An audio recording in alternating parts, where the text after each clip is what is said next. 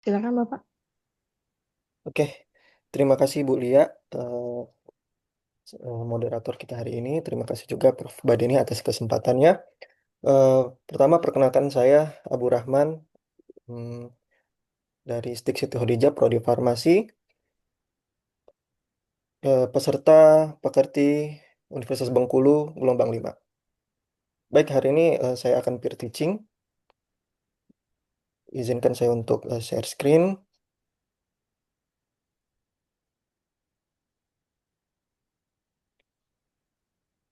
Oke, sudah terlihat.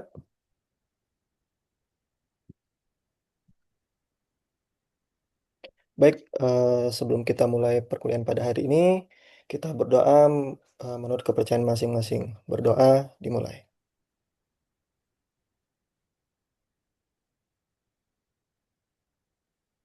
Doa selesai.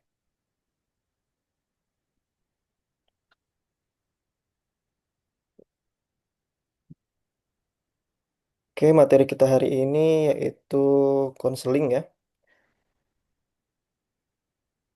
Jadi tadi sudah kita absen, semuanya sudah hadir dengan baik.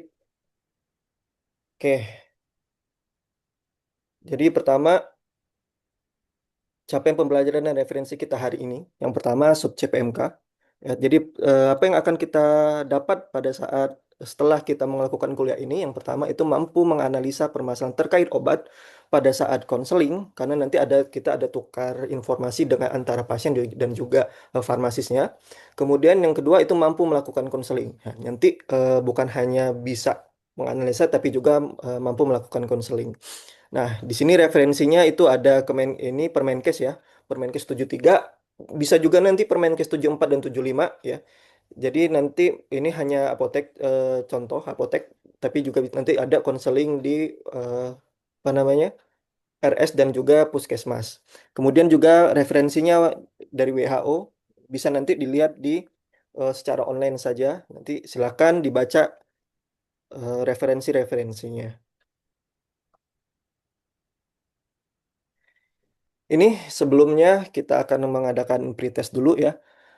Linknya ada di sini atau nanti bisa di scan barcode-nya. Kalaupun enggak, nanti sudah saya kirimkan di grup gitu ya. Oke, baik. Sudah pretestnya sudah selesai. Dilihat dari hasilnya juga sudah lumayan ya. Walaupun memang tidak ada yang masih belum paham tentang apa itu konseling dan lain-lain. Tapi nanti akan saya jelaskan gitu ya. Ini soal kasus, jadi silakan ya dilihat materinya sudah saya kirimkan. Bisa juga kalau misalnya mau difoto, foto dulu silakan, atau di screenshot gitu ya. Seorang pria. Nah ini nanti dengan seiring berjalannya waktu kita kalian akan saya coba untuk membahas soal ini gitu ya. Jadi boleh dilihat dulu, dipikirin gitu ya, silakan.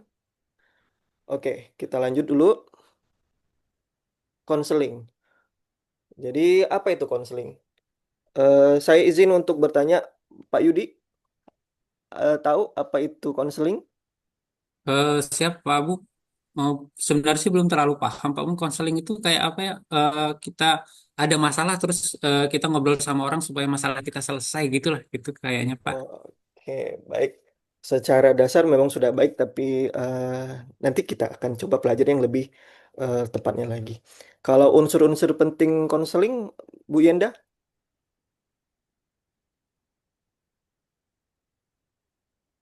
apa Bapak, tahu nggak apa unsur penting dalam konseling itu?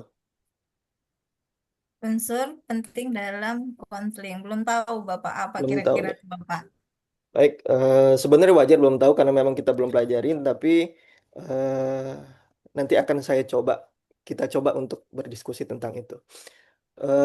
Satu lagi, itu Bu Widya Stuti.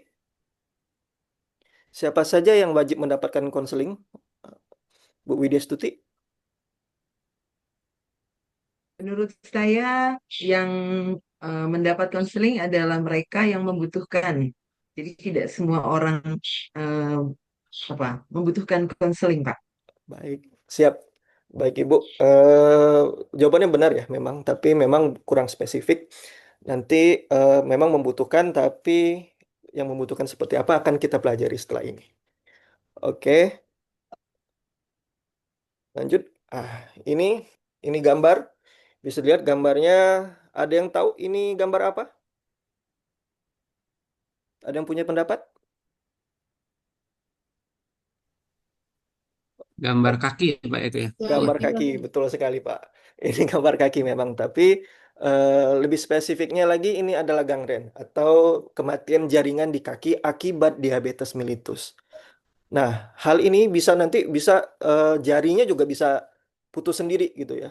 Bukan putus sendiri ya, putus akibat kematian jaringan itu. Nah, hal ini sebenarnya bisa dicegah dengan cara konseling ya. Sebenarnya bukan hanya salah dari pasiennya, tapi juga ada kesalahan dari farmasisnya dan juga tenaga kesehatan. Kenapa? Kenapa eh, hal ini tidak diedukasikan terlebih dahulu gitu ya. Oke. Oleh karena itu si konseling ini nanti bisa menjadi salah satu cara untuk mencegah hal ini gitu.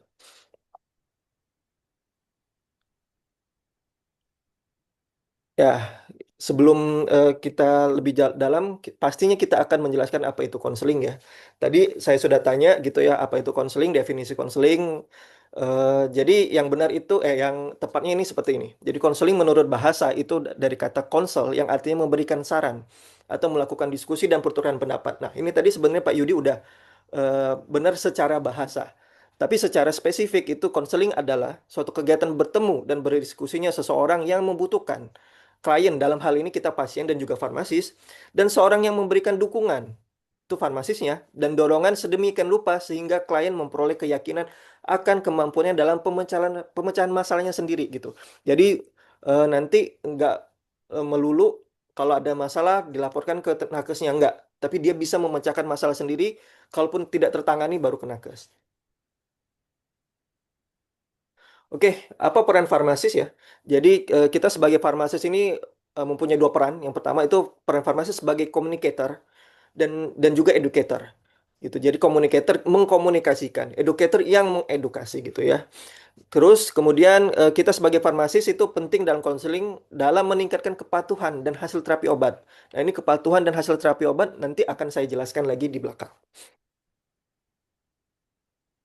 Ini tujuan konseling. Jadi, konseling itu pertama tadi ya meningkatkan keberhasilan terapi.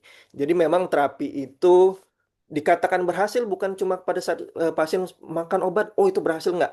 Tetapi sembuh atau meningkatkan kualitas hidupnya. Kenapa? Karena kalau pasien ada penyakit-penyakit yang pasien tidak bisa sembuh, hanya bisa meningkatkan quality of life-nya.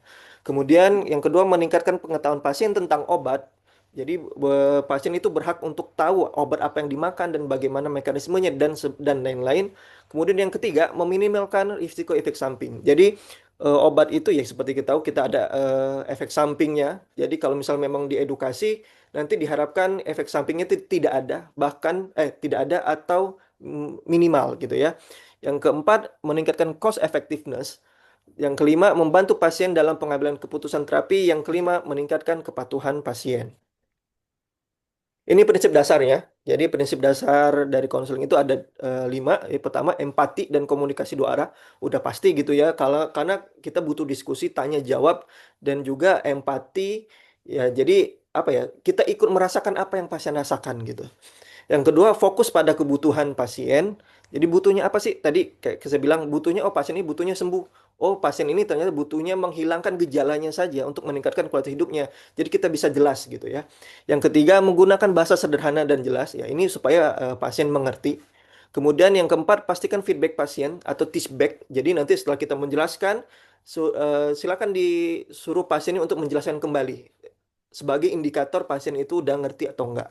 Yang kelima, jaga kerahasiaan dan etika profesional. Ini udah pasti itu ya. Kita sebagai tenaga nakes pasti yang pertama menjaga kerahasiaan dan juga etika profesionalnya. Walaupun nanti misal ternyata yang berobat itu mantan misalnya ya.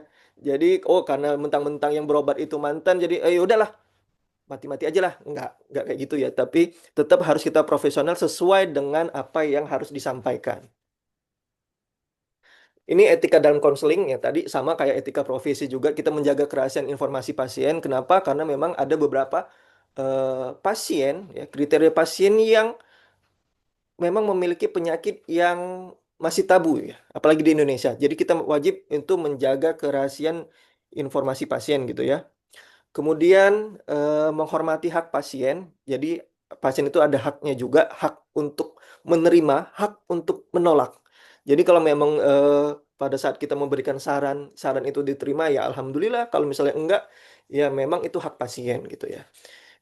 Yang ketiga itu tidak memberikan penilaian atau judging gitu ya. Jadi pertama, apalagi pada saat pertama bertemu, oh ternyata pasien ini terkena ODA misalnya.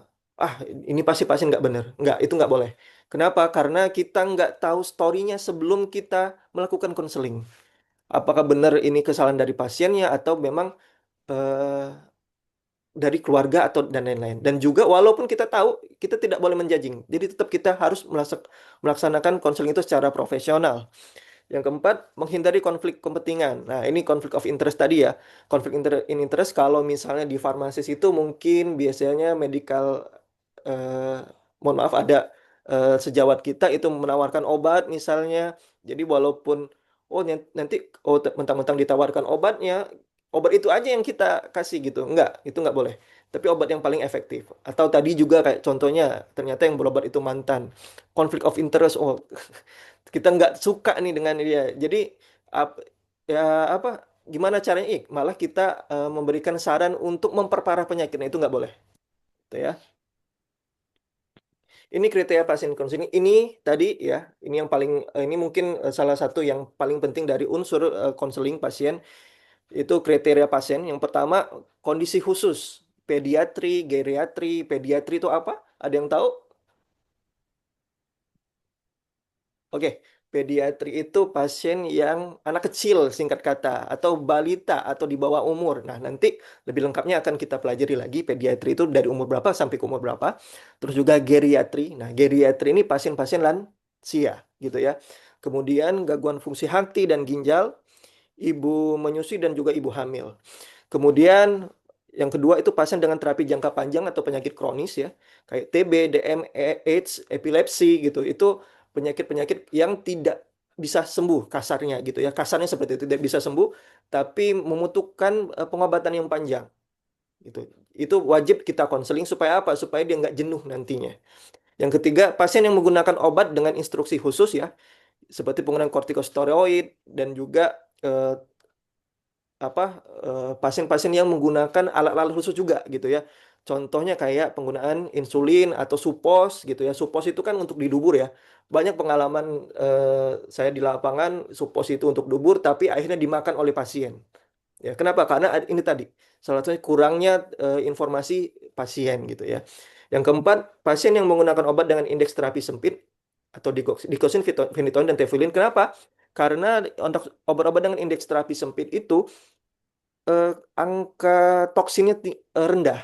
Jadi salah sedikit aja dosis itu bisa menyebabkan fatal gitu ya sampai ke sentinel atau kematian gitu ya. Yang kelima, pasien dengan polifarmasi. Pasien dengan polifarmasi ini berarti obat-obat yang makan obatnya banyak gitu ya. Berapa banyak? Ada yang tahu dikatakan polifarmasi? Bu Nova, Bu Nora? Oke. Yang dikatakan pasien itu polifarmasi. Bu Nora ada? Oke. Oke. Jadi pasien yang dikatakan polifarmasi itu ketika Ya, ya bisa diulangi lagi Pak. pasien yang dikatakan pasien itu polifarmasi itu kapan ya? Sinyalnya Oke. Bapak Bu, terima kasih banyak. Jadi pasien itu dikatakan polifarmasi ketika pasien mengkonsumsi obat lebih dari 5 macam ya. Lebih dari 5 macam itu sudah polifarmasi. Dan pasien-pasien ini memang harus diberikan konseling. Kenapa? Karena itu tadi kepatuhannya rendah. Ya, udah banyak nanti bosen makan obat, akhirnya malah akan memperburuk pengobatan. Dan apa? Ya biasanya itu nanti malah pasien yang akan menyalahkan obat. Oh, mentang gara-gara saya minum obat ini. Padahal dia tidak rajin minum obat. Oke, kemudian yang keenam tadi pasien dengan kepatuhan rendah ini menyangkut apa semuanya gitu ya dengan kepatuhan rendah biasanya bisa dalam proses screening ketahuannya atau mungkin dia ngomong sendiri, iya saya males makan obat seminggu sekali atau sebulan sekali gitu. Kalau lagi pengen aja, nah itu kita bisa lakukan konseling gitu ya. Ini tahapan konseling ya. Hmm, Oke, pertama membuka komunikasi antara apoteker dan pasien bisa basa-basi, tapi memang porsinya harus lebih sedikit gitu ya. Perkenalkan diri sebagai apoteker dan lain-lain. Kemudian yang kedua, ini yang paling penting, itu yaitu konseling. Konseling itu tidak ada konseling kalau tidak ada three prime questions. Dan tidak ada three prime questions, berarti itu bukan konseling. Ya, jadi yang pertama apa yang disampaikan dokter tentang obat Anda, apa yang dijelaskan oleh dokter tentang cara pemakaian, kemudian apa yang dijelaskan tentang hasil terapi, gitu ya. Apakah akan mengurangi sakitnya saja atau mengobati penyakitnya. Kemudian menggali informasi lebih lanjut. Yang keempat, memberikan penjelasan kepada pasien untuk menyelesaikan masalah penggunaan obatnya. Itu pun kalau dia ada masalah gitu ya. Kemudian yang kelima, melakukan verifikasi akhir untuk memastikan pemahaman pasien gitu ya. Yang terakhir itu dokumentasi. Oke, sampai sini ada yang ingin ditanyakan? Karena kita udah lumayan. Tidak ada? Oke, saya lanjutkan kalau tidak ada. Yang teknik komunikasi konseling, yang pertama itu verbal dan non-verbal ya. Jadi bisa verbal, bisa ngomong, bisa juga dengan tulisan, bisa juga dengan gambar atau video. Kemudian yang kedua mendengarkan aktif atau active listening. Jadi jangan nanti malah adu nasib biasanya. Jadi kayak, oh iya Bu, saya juga begitu dulu. Akhirnya pasien yang mendengarkan, bukan kita yang mendengarkan. Itu yang salah. Gitu ya.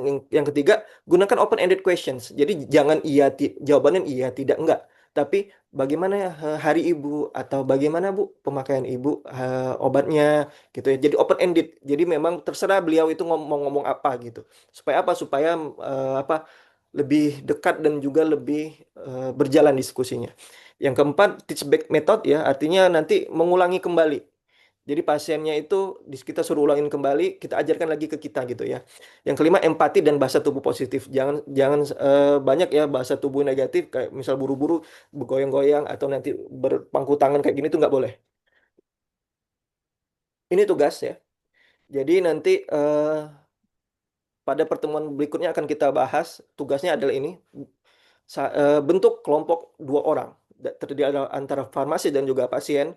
Nanti buat video. Setelah video itu selesai silakan diupload di YouTube. Nah, nanti linknya aja yang kasih ke saya. Nanti silakan di Google Classroom lampirkan linknya. Nanti akan saya nilai berdasarkan videonya gitu ya. Jadi nanti silakan dibagi 3 kelompok ini. Oke, ini soal kasus yang tadi kita bahas ya. Eh, yang kita bahas. Nah, nanti kita akan melakukan role play dari kasus ini. Jadi mahasiswa silakan tadi kelompoknya silakan juga dibuat ya mungkin sama kayak kelompok video nanti. Ini apoteker dan pasien, kemudian lakukan simulasi konseling ya sesuai dengan skenario.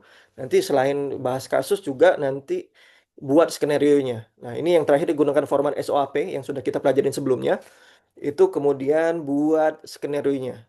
Kalau sudah buat, silakan nanti akan saya sampling ya, 3 orang, 3 pasangan yang akan maju dan kita akan nilai bersama-sama. Ini rubrik penilaiannya nanti kalau misalnya kalian maju, ini yang akan saya nilai gitu ya. Silakan dipelajari. Jadi supaya poin-poin itu akan ada di kertasnya gitu ya, yang akan ada di skenario-nya. Ini tadi kita ada pretest, ini ada post-test. Jadi nanti kita akan lihat apakah setelah penjelasan dari ini, setelah kelas kita ini, apakah kalian mengerti atau enggak gitu ya. Kalau misalnya kurang mengerti, akan saya jelaskan kembali. Kalau misalnya memang eh, sudah mengerti, sudah baik, kita akan lanjutkan ke materi yang lebih spesifik lagi. Ini jadi rangkumannya untuk hari ini. Jadi konseling adalah komunikasi interaktif untuk penggunaan obat yang aman dan efektif. Itu 2 kata kunci ya dari prinsip pengobatan aman dan efektif. Kemudian keterampilan utama yang pertama itu empati, bagaimana kita ikut merasakan apa yang pasien rasakan. Kemudian komunikasi 2 arah, terus kejelasan dan juga feedback. Feedback yang nantinya Oh ternyata, oh udah ngerti nih gitu. Kemudian yang ketiga, peran apoteker ini krusial dalam meningkatkan keberhasilan terapi melalui konseling. Jadi ya apapun yang berurusan dengan pengobatan itu nanti perannya balik lagi ke kita sebagai farmasis gitu ya. Utamanya nanti kalau kalian udah profesi apoteker gitu. Oke, terima kasih. Jadilah farmasis yang membawa perubahan dan berdampak.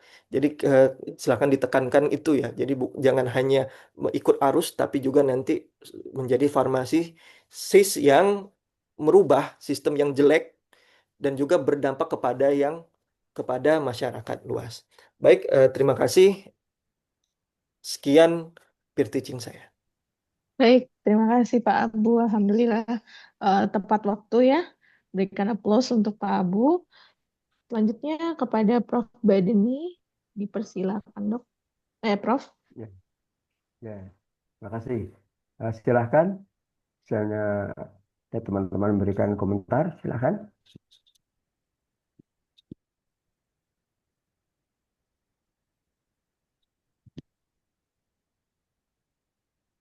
Ada?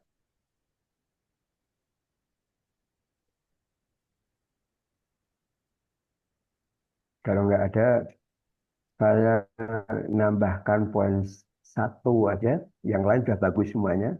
Interaksi terjadi, kemudian juga apa namanya, eh, ada pretest, ada post-test, kemudian ada mungkin kalau nggak berhasil feedback tadi saya katakan satu prosedur yang bagus. Hanya di dalam posisi tadi konseling, sebuah ilmu yang saya pelajari, kuncinya di sini adalah ini konselor itu adalah hanya menggali dan memberikan saran. Keputusannya itu ada pada konseling dari saran tadi.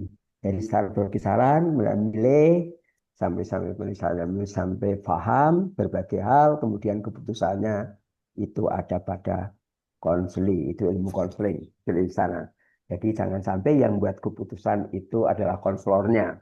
Ya, beda kalau bimbingan, kalau ada bimbingan konseling. Kalau bimbingan itu ya selalu ngarahkan ini yang mengikuti adalah ini apa namanya pembimbingnya di sana. Tapi ini yang buat keputusan adalah ini konselingnya, jadi orang yang dibimbing. Namun setelah mendapatkan tergali paham betul dari ini apa konseli, apa yang terjadi pada dirinya, kebutuhannya apa, kemungkinan pengetahuan seperti apa, dampak positif negatifnya, serahkan pada konseli. Ya, ini kemudian memberikan berbagai kemungkinan jalan keluar yang memilih mana yang mau dilakukan itu adalah konseli. Itu poinnya di sana. Jadi jangan sampai keputusan itu pada konselornya. Ini dalam ilmu konseling di sana. Nah, kalau misalnya pada konselornya nanti bisa terjadi akibatnya konselingnya terpaksa melakukannya. Tapi kalau sudah rasional, maka dia bisa memilih mana yang benar dengan kondisi saya. Ini sehingga tidak ada yang menyalahkan orang, tapi beberapa jalan kemungkinan lakukan. Itu inti di dalam ilmu ini apa namanya konseling. Ya, ini ya apa namanya saya memang bukan background konselor, namun saya membaca buku-buku saya, buku istri saya karena di sana istri saya seorang konselor dan mungkin yang di Bengkulu pertama konselor itu istri saya, istri dengan saya itu. Sehingga buku yang saya baca, oh di sana. Kalau saya nggak tahu, saya tanya pada istri saya di sana. Kemudian Bengkulu saat itu waktu kuliah di Padang pun menjadi apa namanya dikatakan oleh Pak Prayit, ini misalnya ahlinya konselor Indonesia, itu selalu memuji pada istilah pada kemakuasaan itu. Sehingga saya paham dari situ, saya kira itu ya. Ini jangan nanti, wah Pak Beni itu IPS di sana. Saya suka membaca berbagai yang kalau ada buku, ada sehingga saya paham itu ya. Ini intinya tadi membuat keputusan itu ada pada konseling. Ya, jangan sampai ini yang buat keputusan konselornya. Yaitu efeknya kalau konselor ngikut, namun kondisi terpaksa, nanti kalau ini karena kurang pas, dia akan stres, semakin parah penyakitnya. Secara ilmu psikologi itu. Nah, gitu. Nah, itu sampai di sana. Nah, saya kira itu bisa dilanjutkan. Ya, Baik, terima terima kasih banyak, kasih Prof. Prof. Yang lain dah Badani. bagus ini. Terima kasih, Prof. Kita lanjut ke Ya. peserta ke